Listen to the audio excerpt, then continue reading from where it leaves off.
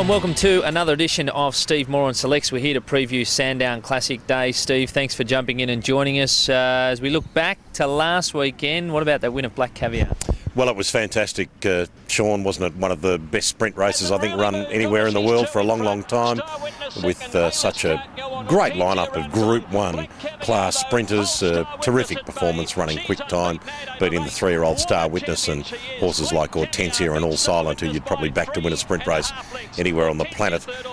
Very good, but not good enough against Black Caviar. Yeah, and the action continues, as we said, at Sandown. 8 black type races and this new look Sandown Cup. We're going to have a look at a couple of the features for you today. Starting off with the Classic, of course, where Zipping is shooting for 4 straight. You're going to go with your head or your heart here? Probably going with the head. Zipping, of course, chasing his 4th straight. It'll be a fantastic performance, and he's certainly capable of doing it, because his performances this spring have probably been better than in any previous spring. Doesn't look to be much pressure, and that leans me slightly towards Ginga Dude. He looks like he might get a fairly soft run, either in front or sitting on the speed. But given the expanses of Sandown, Zipping will wind up, as we've seen him do for the past 3 years, and it's probably going to come down to price a little bit on the day as well. If there wasn't much between them, I would probably lean Zipping's way, but I suspect we'll get some sort of odds Ginga Dude. His form has been terrific, good effort in the McKinnon, proven up to the 2200, and I think with a soft run on the speed, he might end the fairy tale, but it'll come down to the price. Alrighty, so Steve's selections on screen there for the Classic. Suggesting Ginga Dude, though, represents the value for you. Let's have a look at the Guineas as well here. You've just got to forgive Preste? I think so. Missed the kick, of course, first up in the Coolmore. Now, this is a little roll of the dice, jumping straight from the 1200 to the 1600, but it's the logical race for him, either because there aren't too many other options or because this is what they always had in mind. Coolmore form's already looking terrific, and we'll touch on that a little further a bit later. I think he's clearly the best 3-year-old in the race. He did have a trial before the Coolmore, so he's not coming into this completely cold. I think if he's there somewhere near his best, he's probably too good for these horses. Even group behind him, you've got Goldstone, of course, coming through the Carbine Club, which has been very much a key guide to this race in recent years. Likewise, Condelago, who incidentally did jump from 1200 to 1600 that day and ran very well. Territory gets the weight relief. Is that enough to turn it around on Bigelow, who just seems to be continually improving? Good race. I think, Preste's the one for me. Maybe the sensible bet's Goldstone each way, because the mile's going to be perfect for him, particularly if the track remains good to dead, as we hope it will. But I think Preste's got a class edge in the Guineas. All right, and the other race we're going to have a look at is the Sandown Cup. Of course, a unique race back on the calendar this year, and over the jumps course here. Lots of horses with good form too coming into the race out of Cup Week. Yeah, certainly that's the case. 3,200 metres, of course, this Cup now, run over the jumps course.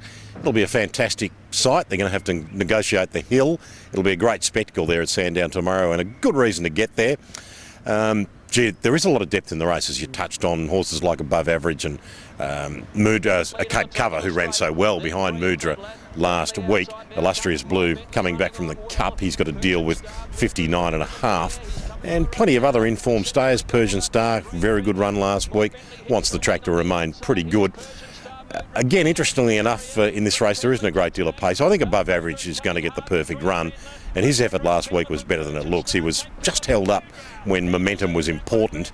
I think his run was good, and I'm happy to back him each way, but I think there's 5 or 6 chances in what's going to be a terrific first edition of the Sandown Cup. Yeah, going to be a great spectacle. Make sure you look out for that one on Saturday. What about your best bet, in those races or outside?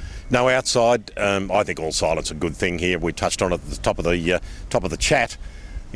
He's run 4th last week in the best Group 1 sprint race run anywhere for a long, long time, and he comes back to listed level here at Sandown.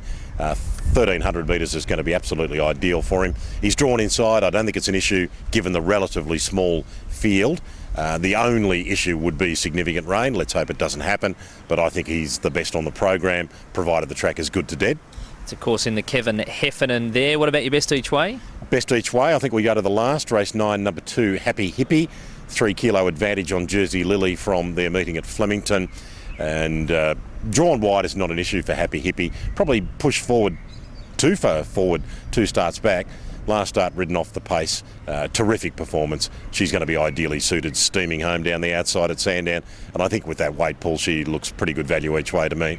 All right, and you've been in great form over the spring with your roughies, getting a couple up at big odds and a couple into the placings. Can you give us a bang here at Sandown? Well, hopefully. I like race 2, number 14, Potions. I'm not sure that it's going to be any extraordinary odds, but hopefully a double figure quote. Had a crack at the Coolmore, and we touched on that earlier. We've already seen Star Witness come out, run second to Black Caviar, Katana step out and win. But I think even more significantly, No Hesitation ran last in the Coolmore, stepped out and got beaten a half length behind Bigelow in that race of emerging 3-year-olds during Cup Week. I think Potions, lightly raced, wants the 1400, going to be terrific value. Going to be some value. You've got Palomares in the race who's going to dominate the market, and a couple of other improving young horses, but I'm pretty keen on Potions. Well, there we go. There's Steve's selections for Sandown Classic Day. Of course, you can find all of his selections in this week's edition of Best Bets. You'll pick it up at your nearest news agency. Thanks, Steve. Thanks, Sean. Look forward to seeing you there. There we go. It's going to be a great day at Sandown. We look forward to seeing you trackside.